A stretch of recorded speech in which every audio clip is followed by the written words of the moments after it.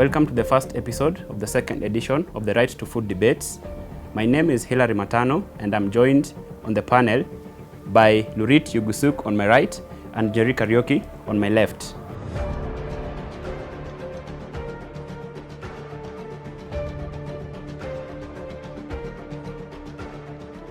The motion for this round is, this House believes that Kenyans need philanthropic organizations more than governments to achieve food safety. We welcome the first proposer to the floor to present his case. This House believes that Kenyans need philanthropic organizations more than government to ensure food safety. What do we mean by when we say philanthropic organizations? These are non-governmental entities that utilize donated assets and income to provide social useful services. Key in point, social useful services and key in point, income. What do we mean when we say government? This is a system or a group of people that have been chosen by an organized community. Key in point, organized community. And finally, food safety. What do we mean when we say food safety? Food safety, we refer to the conditions and practices that preserve the quality of food to prevent contamination and foodborne illnesses. Also, key in point, not forgetting, food safety includes quality of safety throughout the whole food chain, and the quality of this food needs not to be harmed or needs not to be harmful to the consumer. What do we as team proposition propose today? We do concede to the fact that based on the info slide where we see that by the fact that there were importation of some mineral feed for cattle and which led to the death or demise of 24 herds of cattle, we do accept that there might have been other mitigating factors and solely not based on the fact that these were imported. Key in point, remember that these are imported cargo. Being imported means that there are different climatic changes that are going to be in place. Also, key in point you need to note that is there are different temperatures that come in place, and being mineral cereal seeds that are being imported for cattle feed, it might lead to such derogation. Also, something else we need to know that is based on now the government failures, and this is why we as team proposition propose that philanthropic organizations need to take the day in when it comes to matters of food safety in a particular country. One of the government failures that we get is solely on which is solely on the shortness of economic vision. What do we mean by this? We see that a government comes in place for a select period of time. If you were in the United States, it would have been 4 years. If you were here in Kenya, it's 5 years. Were we in countries like Rwanda, it would have been 7 years. And this passion drives governments differently. Being here in Kenya, for case in point, we're going to see that most local governments have a vision, or rather make intents and alliances with unscrupulous companies in order to maximize profit, whereas they're still within their limited period of time. And this also is one of the factors that might have led to, case in point, the info slide, the deaths of these 24 herds of cattle. Something else also that we need to key in is that we have the aspects of restrainment that is through the bureaucratic process within the government in and of itself. What do I mean by this? Within the government, we find that we might have an entity like Ministry of Agriculture, and under Ministry of Agriculture, none of the motions can be passed, or none of its resolution can be passed, because it needs to correspond with Ministry of Devolution so that the monies can be distributed to the local counties. The bureaucratic process that we have in place are what really drive and rather makes the government not being a better system to ensure food safety for its citizens because of this bureaucracy. Finally, and this will also be why the government fails in the aspect of food safety, is on the aspects of the Parkinson's law. Parkinson's law also is being intertwined on the aspect of bureaucracy, because we find that due to the inefficiency of public administration leads to the inefficiency of administrative duties that the government ought to do. These are the three key main failures of why government fails and should not be at the front line of ensuring food safety for its citizens. But we do concede that quality assurance in Kenya is met by KEBS, and KEBS is what certifies what is good and what is not, what is harmful and what is not harmful for public consumption. Something else we need to note is that these philanthropic organizations have been certified, and not only certification but have been ISO certified, which is the international standard when it comes to matters of quality. And there is no way a philanthropic organization which own sole good is to ensure that society benefits can in one way or another give or produce rather poisonous substances for other developing or developed states.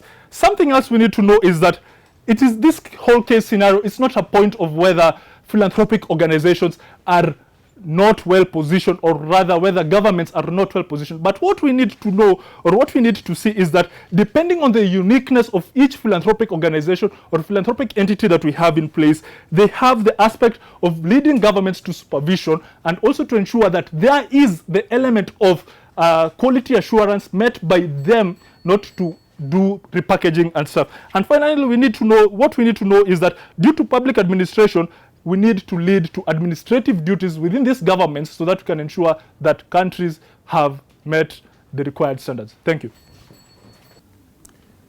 Thank you, first proposer.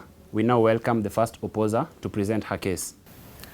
Panel, you realize that the first proposer uses so much of his time telling us what the government has failed to do, but does not actually show us what the philanthropic organizations can actually do better, to show us, to tell us that they are what Kenyans need. And to that extent, Panel, I think that they have totally failed to engage this motion in its entirety. So what does the motion actually tell us? Now, the motion says that this believes that Kenyans need philanthropic organizations more than the government to ensure food safety. Now, Kenyans in generally, ladies and gentlemen, is to talk about the people who produce food, is to talk about the people who transport this food, because we must also recognize that there's also the role of middlemen in actually these industries, and actually, most importantly, the people who consume this food, ladies and gentlemen. Now, the fact that the proposers have failed to actually engage this and to talk about how, to actually show us the correlation of this, they have failed, their ladies and gentlemen. But what am I here to do? I'm here, ladies and gentlemen, to show you how necessarily it is not the philanthropic organizations that Kenyans need more, but rather the government. So I'll start from a point of the fact that we do appreciate the role that philanthropic organizations have actually played in actually trying to come and twitch little loopholes that have been left in the food production sector, ladies and gentlemen. And necessarily to talk about food safety, then it mandates us to talk about the fact that there's actually production, the fact that there's actually storage, the fact that there's actually transportation of this food, the fact that this food needs to be adequate. And the last point is the consumption, ladies and gentlemen. Notice that this is not only a sector that is played by the government or the philanthropic organizations, but a sector that also Kenyans act as consumers, Kenyans act as middlemen, Kenyans act as companies that actually sell to these people and process this food to these people, ladies and gentlemen. So the philanthropic organizations, ladies and gentlemen, and I'll give an example of the 1 Acre Fund. Where do they come in? And this has been the case of most philanthropic organizations in Kenya. They specifically choose a region where they want to work in. Again, an example of the 1 Acre Fund. They work mostly in the western region to actually try and propel maize production. And we appreciate that role, ladies and gentlemen, because whereas the government is able to actually focus on large-scale production, which feeds the larger population, that then they can also look at the subsistence farmers, ladies and gentlemen. And we appreciate that. We say that is okay, that is good, ladies and gentlemen. But then again, is it sustainable to actually provide food for the 42 million Kenyans in the country, ladies and gentlemen? And that is why we raise questions. That is why we come and tell you that no, actually, we cannot entirely rely on this. Philanthropic organizations and actually try to say that the government has not played any role or does not continue to play any role in providing food, ladies and gentlemen. But then again, it is important that you actually continue to engage this further. Even in that production of food, ladies and gentlemen, is it sustainable? And to what extent is it sustainable? We can agree that to some extent, the production of food by subsistence farmers and this food actually getting to the people, and this food actually reaching the people has been achieved to a certain extent. But then what remains is this: where does the transportation come in? Where does the infrastructure come in, ladies and gentlemen? Who actually, because these farmers just produce, the other people who manufacture this food, how do we ensure that they are not actually oppressed, so that the fact that they get the companies that actually process this food do not oppress the farmers and at the same time do not oppress the consumers? We necessarily think that to that extent, that role is solely left up to the government, ladies and gentlemen. We necessarily think that up to the point, even where this organization coming to assist in production, that they leave such a large loophole, ladies and gentlemen. It is not enough that Kenya just produces food.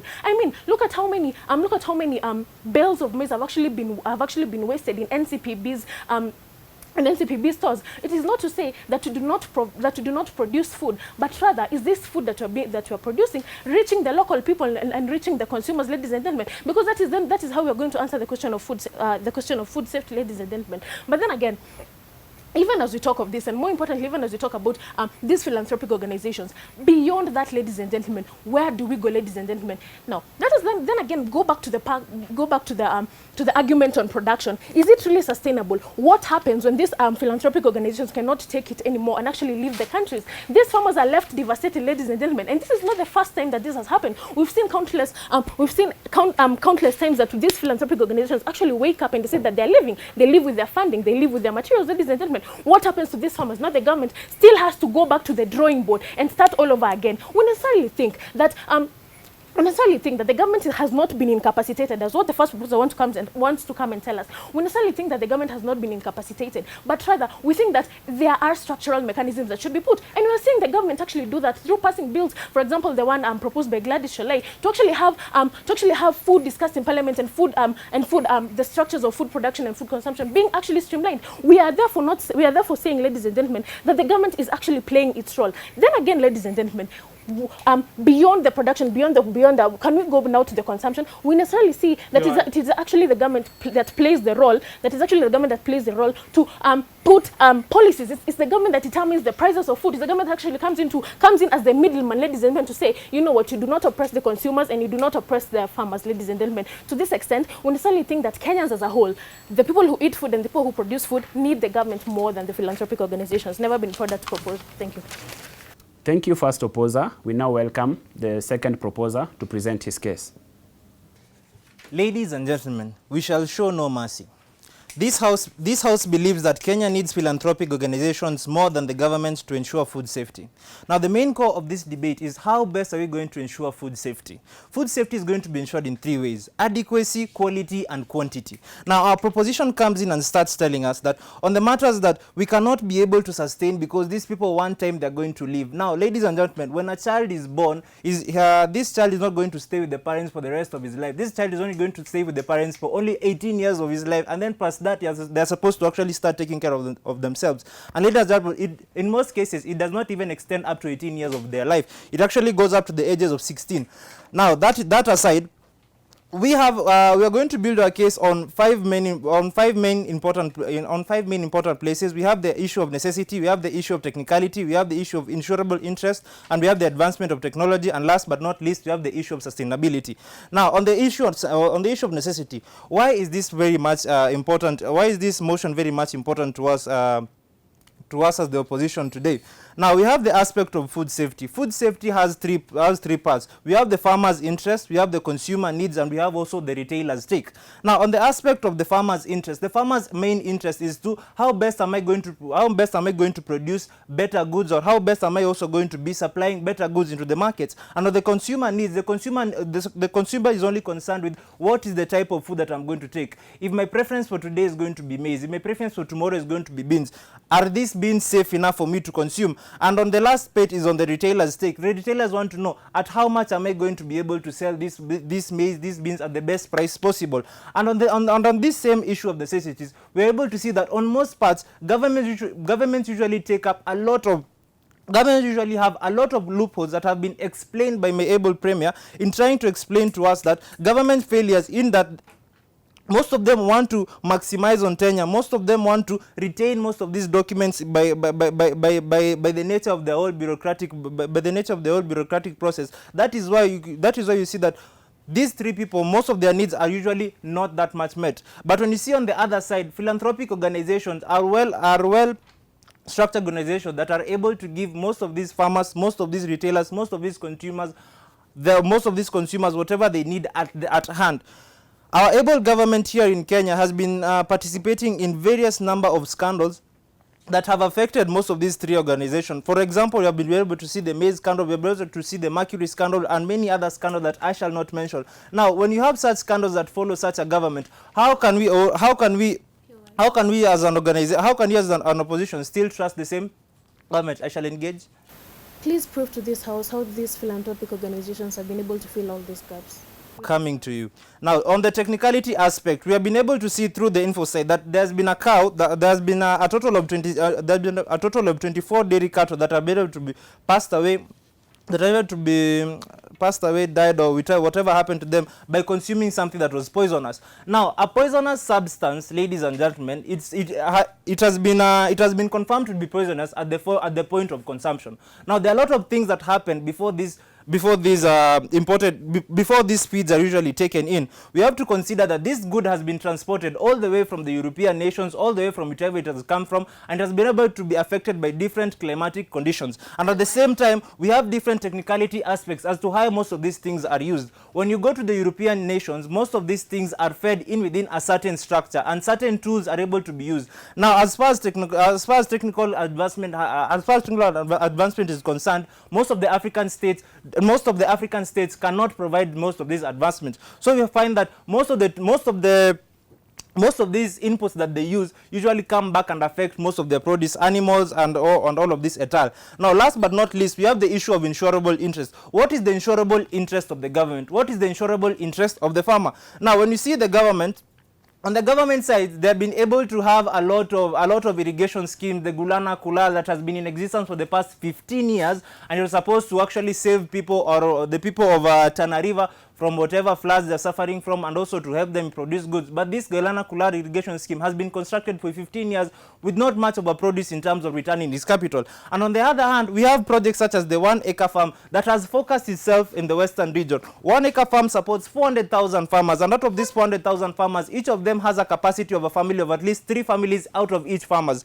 Now, what numbers am I talking about? I'm talking about a whole population of 1.2 million. This is just but a third of the whole country's population, and we're only talking about the producers. Now, ladies and gentlemen, food production is a whole chain system. We have these are the only producers that are being impacted. Now, we have also other supporting businesses within the 1 acre farm. We have people who supply these inputs. We have people who sell these inputs. Now, ladies and gentlemen, take that number, double it by 3, and then at the same number, double it by another 3, because you have other retailers. So, in short, we're almost covering a half of the population just by one region. Now, if we take such projects, such companies such as the 1 acre farms, and combine them with the Tujiajiri farms, which operates in most of these urban regions, we're talking about a whole population that covers out almost a whole 3/4, and food security, food safety is going to be well captured. And by this, I shall never be more proud to oppose. Thank you. Thank you, second proposer. I now invite the last speaker, the second opposer, to present her case. Safety comes from a sense of security and a sense of allegiance.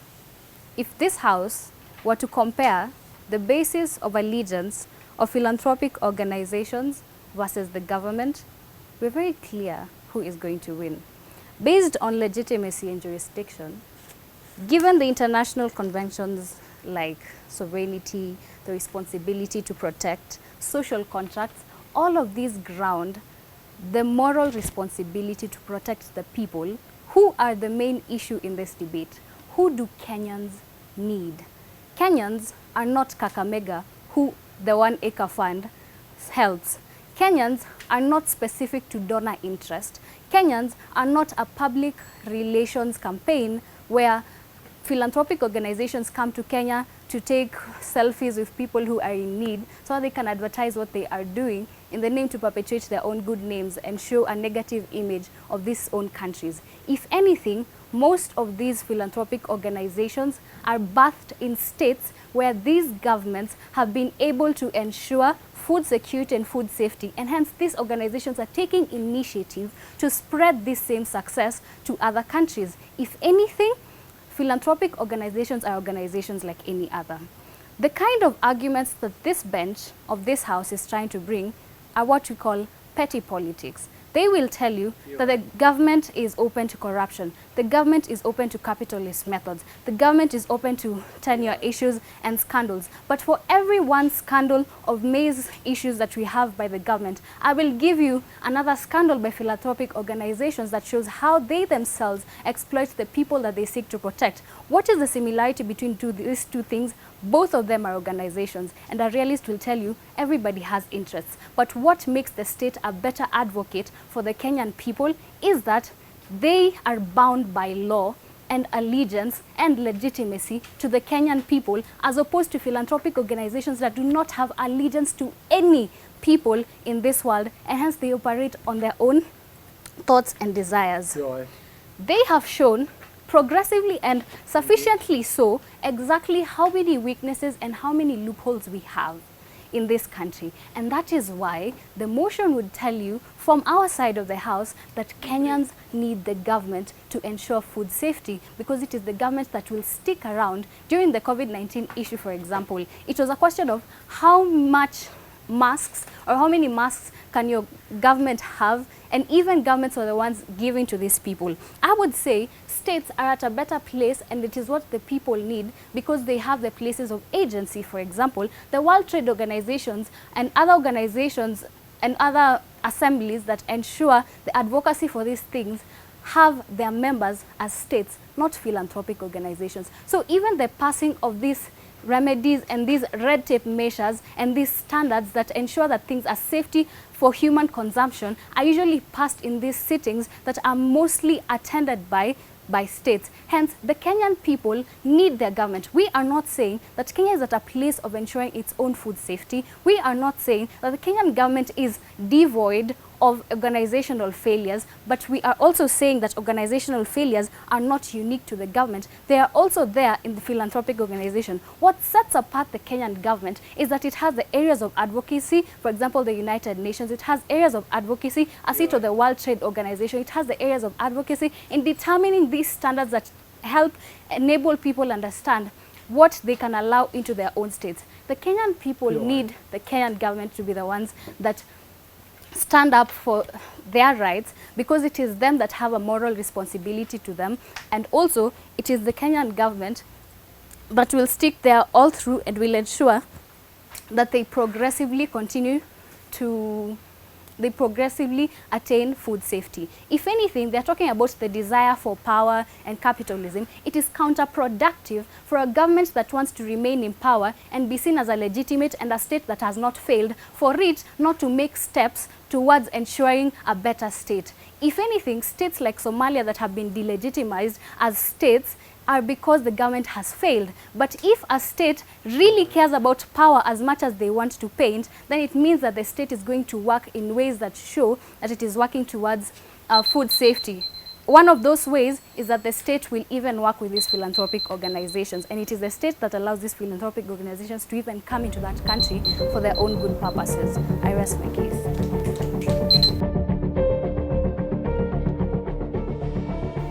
On a unanimous decision, it was agreed the opposers took the day. The motion asked the question, between government and philanthropic organization, which one is best placed to help achieve food safety? The opposers responded to this question best by advancing the following arguments. Governments can work without philanthropic organizations, but philanthropic organizations cannot work without governments. They provided the example of philanthropic organizations borrowing practices from countries that have achieved food safety to apply in the developing countries. This is evidence that governments are the ones working towards food safety. Secondly, they advanced the argument that during a pandemic like the one we are in right now, it is the government that is on the front line to provide food to the citizens as opposed to philanthropic organizations. This is evidenced by the food aid that the government is providing to its citizens as at now. The last argument they presented was that governments are the safest to create and enforce policies. Why so? Presently, there is a petition in Parliament by Gladys Boss-Sholei, the women rep for Uasin Gishu County, that petitions the state to remove harmful pesticides from the Kenyan market. That's our view. What's your take? Share with us in the comments below.